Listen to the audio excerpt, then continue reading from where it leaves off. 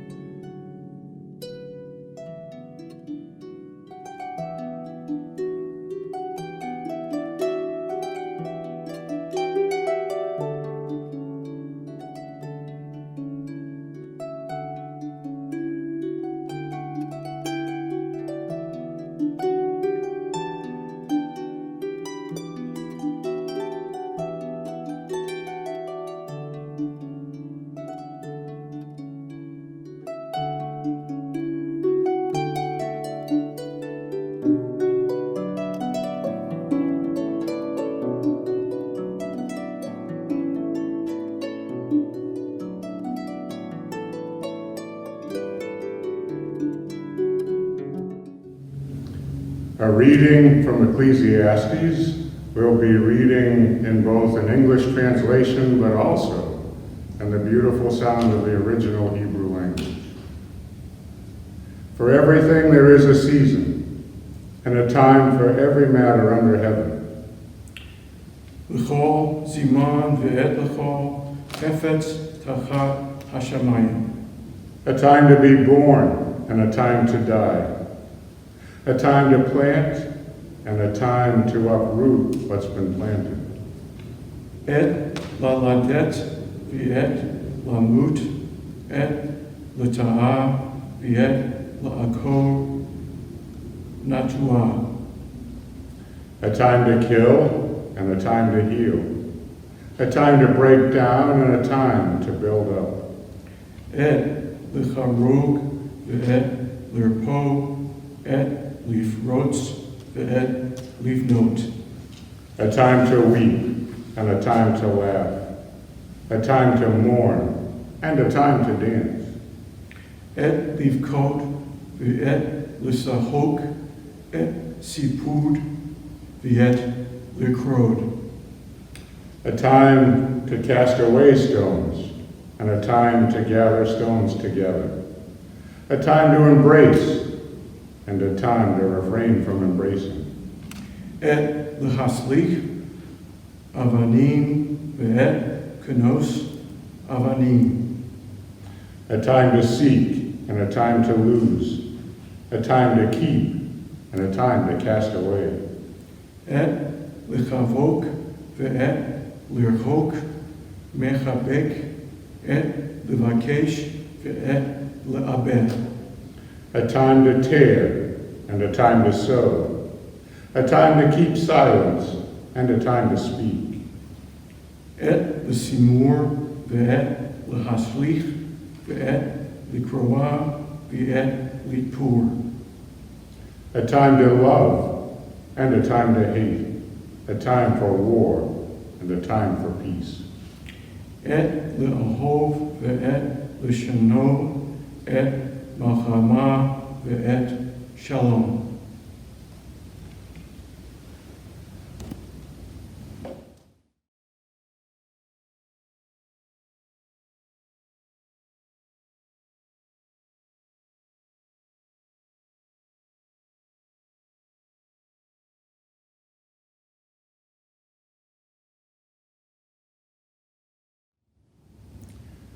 This has been certainly a very unusual year.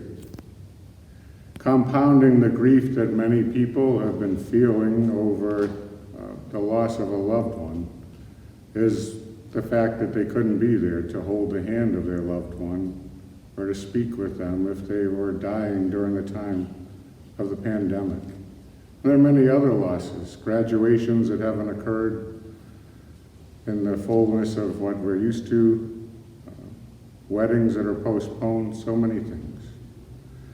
This litany is written especially as a litany for a time of pandemic, for our virtual service.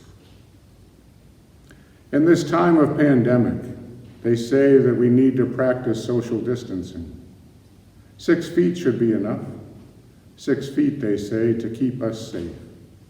6 feet in the earth, a world apart now that they are gone. Where do we turn for comfort? Will the sadness ever subside? Did they know how much we loved them? How we longed to hold their hand, whisper a prayer, remind them of the memories, how we still long to share those moments. Thank you for the moments we did share. In this time of pandemic, they say we need to wear our masks. Masks will keep us safe. Masks will keep others safe. We spent years learning to trust one another enough to remove our masks, to reveal ourselves to one another, or for some, a longing to do so. To understand and to be understood, even with our imperfections. Now we must hide our faces, cover our smiles, our frowns, our puzzlement, our fears, our anger, or perhaps even our contentment and joy. Thank you for those times that you set aside your mask and invited me to set aside mine. I have so many memories. We shared our memories and we made memories together. There's something of you in me and of me in you. We left our mark on one another. Forgive me for any unwanted marks I may have left on you. I forgive you for the unwanted marks you left on me. The marks we make are like a mosaic, a painting in many shades and shadows and tones. Thank you for helping to paint me and for letting me help to paint you. I miss you. I will always miss you.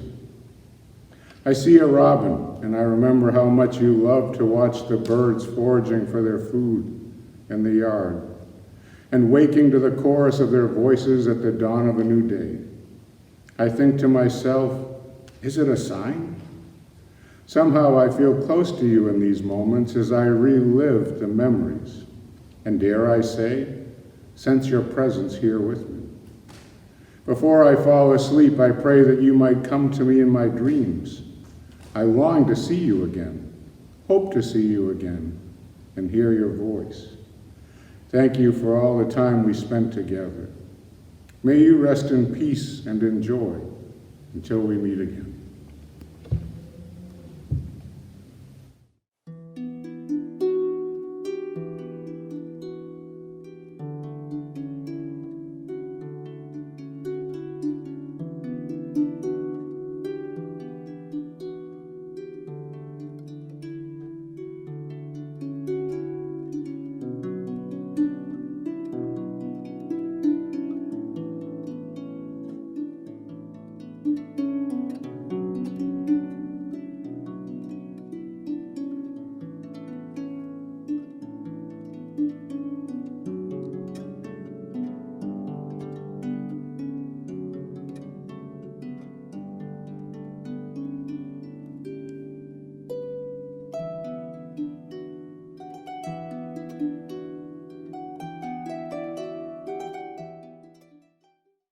When I look at the hydrangea bush outside my picture window that was given in honor of my niece Shannon, it reminds me of how she loved everything in life, and she took in all the beauty and as much as she could take in her 34 years of life.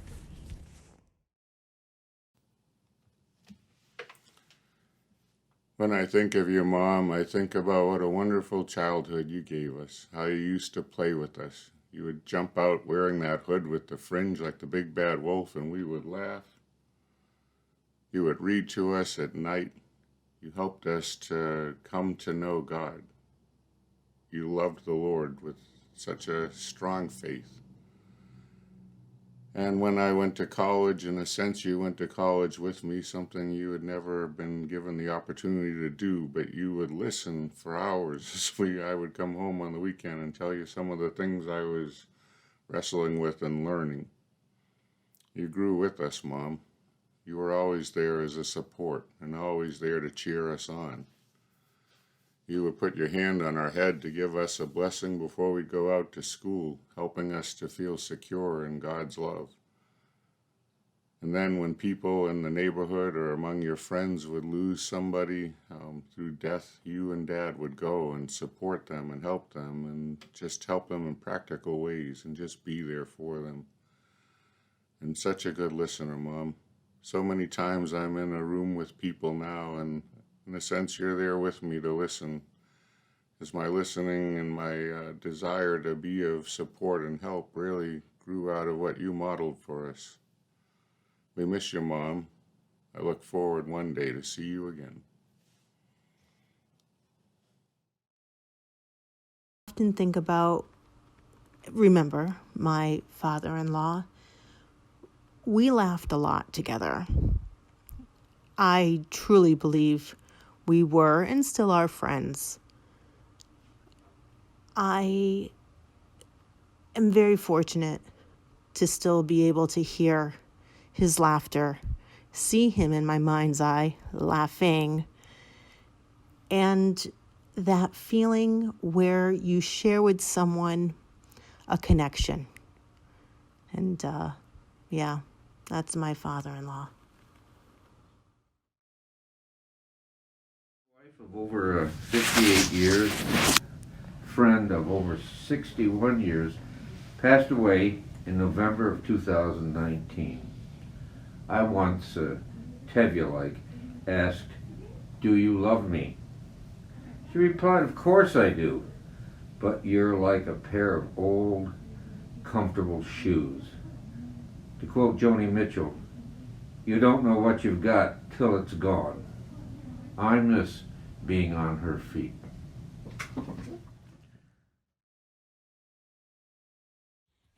I remember when Nana and Mo made really good cookies. Whenever I see a cardinal, it brings a smile to my face. During the last week of my mom's life on earth, she was not responsive. As I was sitting by her side during the day, I would look out the window, and sitting on the ground was a red cardinal. At first I did not think too much of it, but somehow, when I looked out there for the next 7 days, that same cardinal would be sitting there. When I looked at it, I somehow felt warmth and peace. To this day, when I see a cardinal, it does not matter the season, it brings a smile to my face, and still brings a warmth inside I cannot explain. My mom could not communicate any longer, but somehow that sweet bird that sat there each day sent a message of love to me that I will not forget.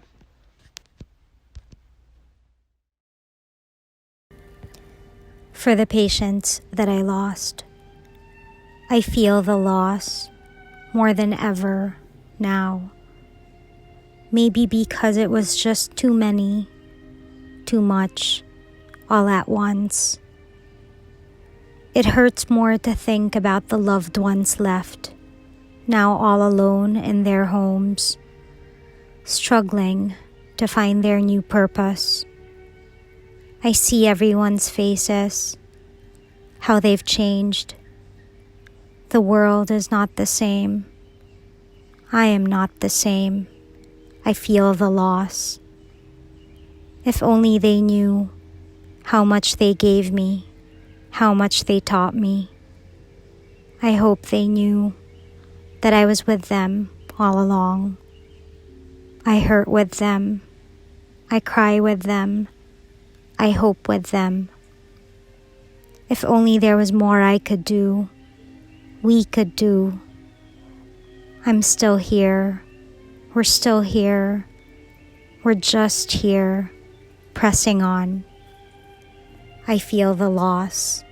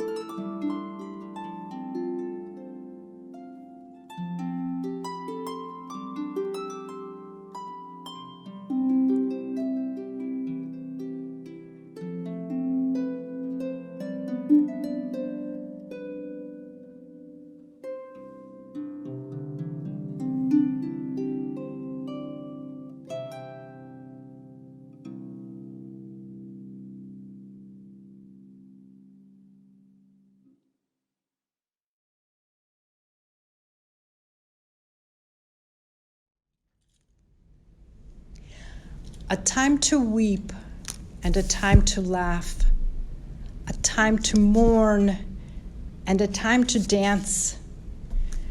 We brought light into our space tonight. We welcomed light. Now, to give thanks, let us start small. We don't need to do it all tonight. A piece at a time. A piece at a time, no rush. In your own words and in your own way, name aloud one thing for which you can be thankful for the life of the person you remember. Some may say, I am thankful for my tears, as they are worthy of them. Others may say, I am thankful that their suffering is over. They are freed. Still another may say, I am thankful that I have their voice on my phone. I can still hear them. A young one may say, Papa read me stories. He talked like Donald Duck. He made me laugh. We will remember them. They've left their mark on us. Thank you for being in my life. Thank you.